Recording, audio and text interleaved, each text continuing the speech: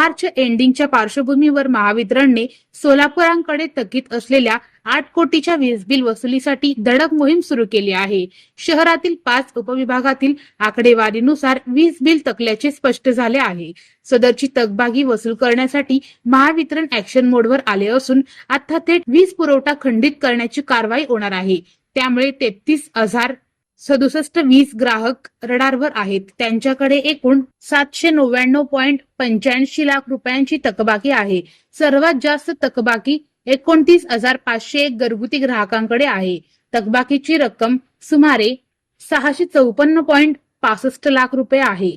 व्यापारी ग्राहकांकडे 101 लाख तर औद्योगिक ग्राहकांकडे 43 लाखांची थकबाकी आहे. त्यामुळे आता महावितरणचे अधिकारी व कर्मचारी थकबाकी व वसुलीकरिता धडक मोहीम राबविण्यात गुंतले आहेत. वारंवार सूचना देऊनही वीज बिल थकविणाऱ्या 3,819 ग्राहकांचा वीज पुरवठा तात्पुरता खंडित करण्याची प्रक्रिया सुरू आहे. सोलापूर शहरात अ, ब, क, ड, ई असे 5 उपविभाग आहेत.